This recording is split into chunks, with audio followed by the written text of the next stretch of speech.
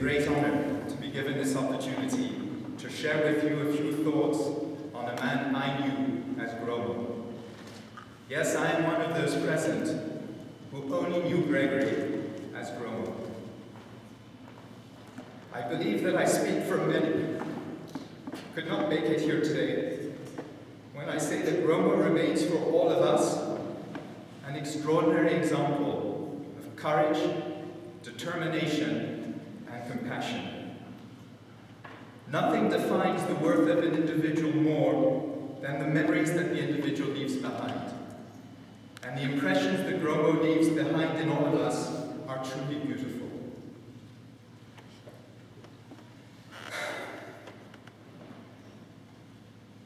Gromo for me is defined by three realities. The first is of an extraordinary force of tranquility, even in the most difficult of circumstances. Those days, weeks, and months of absolute horror in Rwanda in 1994 that we shared, Gromo was able to radiate calm. He had a great sense of humor. I could still hear his laughter. Panic was not something you thought of doing when you were around Gromo. There was no need to. And if you didn't need to panic, well, you just got on with the work. That was the leadership of Gromo. A second reality that defined Gromo was his determination to not let injustice triumph. Gromo refused to accept that the UN would not bring to justice one of its own,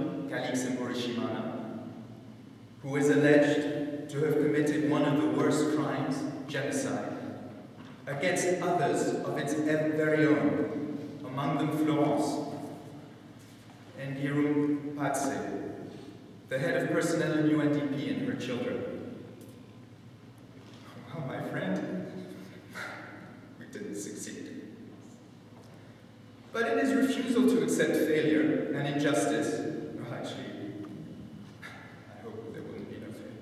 in his refusal to accept injustice, Gromo also represented extraordinary compassion. He cared, he really did. And I have this image of Gromo, a huge, giant bear, embracing in his arms, hugging all of the world's suffering. Finally, and possibly the most difficult to share, is that Gromo was a great friend. In a very strange way,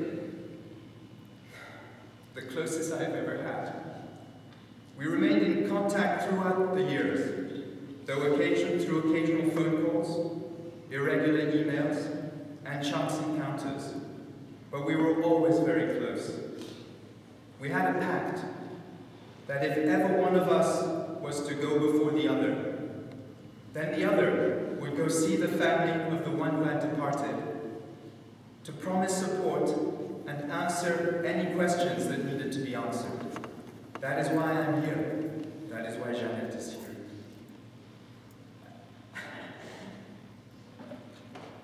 I guess I can't finish these words without asking all of you to live up to what Gromo always used to tell me every time. Be good, Chuck.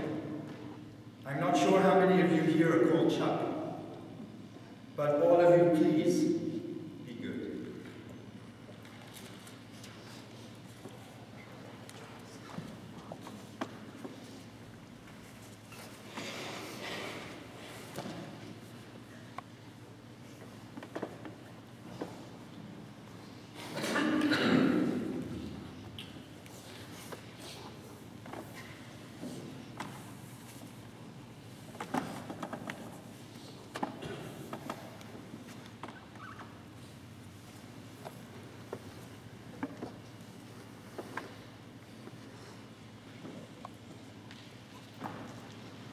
For 3.5 decades,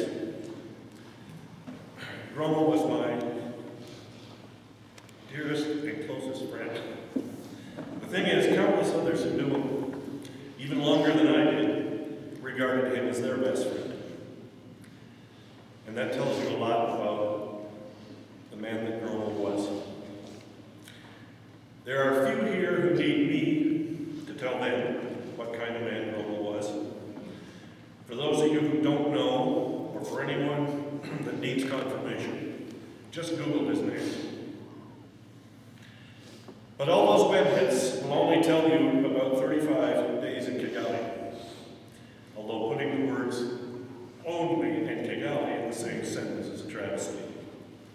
As dramatic as those 5 weeks were, and as heroic as Gromo was during those indescribably terrible days, let no one imagine that they were Gromo's 20 minutes, as Andy Warhol called them.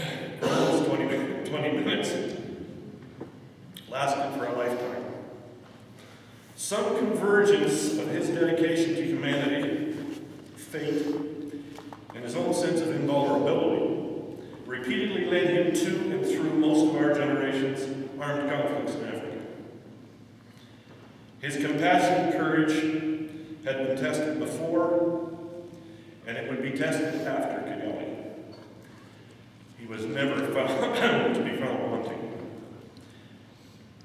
Let me take you back more than 30 years to March of 1980.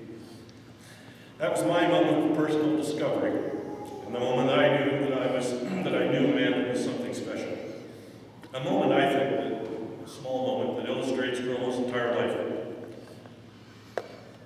As the city of N'Djamena, Chad, fell to rebel forces, I escaped across the Charmy River into Cameroon after about 3 unpleasant days. Gromo, however, was trapped in heavy fighting for 6 days.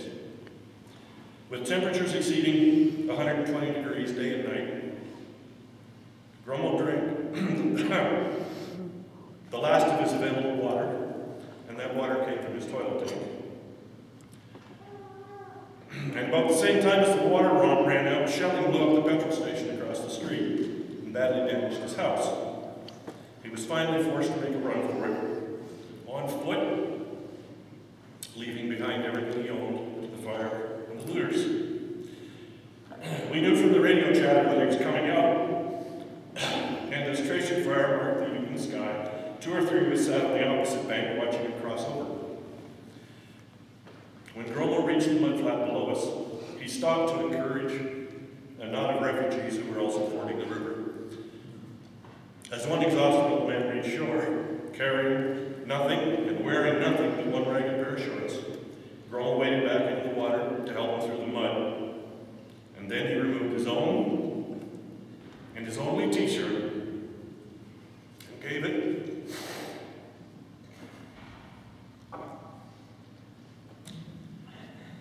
to that ragged and nameless refugee. A small thing. But the thing is, for the next 3 decades, one way or the other, Gromo did exactly the same thing, very often in ways that cost him a great deal more, and he did it over and over again. But all this talk of a secular saint paints only one side picture of my very dear friend. When you needed somebody to cover your back, he was there. But when it came time to blow off some steam, he usually led the charge. On just one bizarrely memorable night, he wrestled a huge longhorn steer to the ground in the middle of traffic on the main street of Yaoundé, Cameroon, much to the delight of a cheering crowd who were exiting the Capitale Cinema. That stunt had something to do with proving his rugby prowess. A few hours later, he led a midnight skinny dipping charge over the fence of the American Club and dove into an empty swimming pool. By dawn, he was battered, but as throughout his whole life, he was never bowed. Gromo, as many of you probably know, was a passable guitar player. When he learned of Gromo's passing, my son reminded me of our jam sessions in Kampala, gathered around the storm lantern, because the electricity had failed as usual.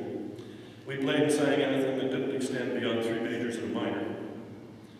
We were both big Dylan fans, and Gromo had a version of Girl from the North Country that would break your heart. When we ran out of these 3-chord wonders, Gromo would entertain us with entire scenes from Shakespeare that he recited by heart.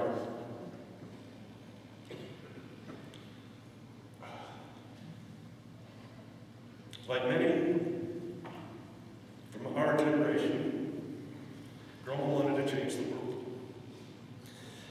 Well, to be honest, we failed. The world he leaves is as flawed as the one he came into.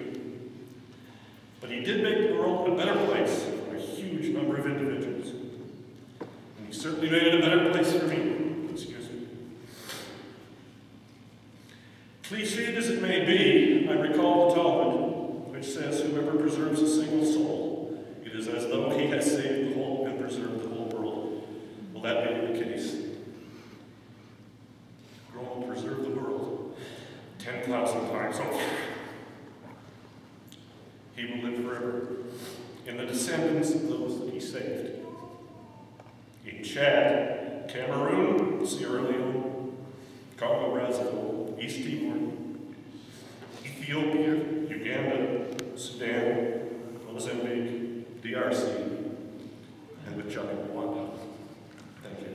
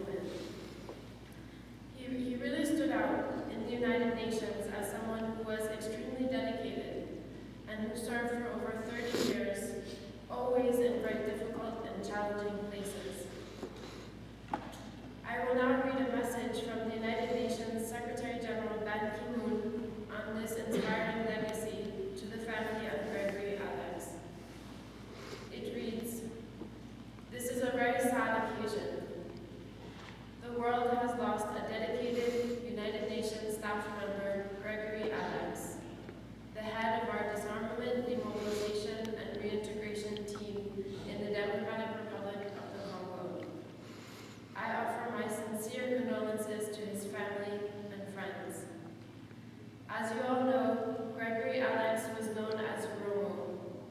He gave his life to the ideals of the United Nations, working for some 3 decades, mostly in Africa. He was also a staff member at the World Bank. Up until a few months ago, when he fell ill, he was still serving in the Democratic Republic of the Congo, helping the country to build a better future. Gromo once said that he could measure the success of the disarmament program by how many people were surrendering. But he added, the fact that illegal combatants still inflict pain and suffering on Congolese populations means that we still have a lot of work to do. I did not have the honor of knowing Gromo, but I'm sure that the best tribute we can pay to him is to finish the job he started, to bring greater peace and stability to the Democratic Republic of the Congo and our world. He leaves an inspiring legacy of compassion and commitment. Please accept my sympathies and prayers for his peaceful rest. Signed, Ban Ki-moon, United Nations Secretary General. Thank you.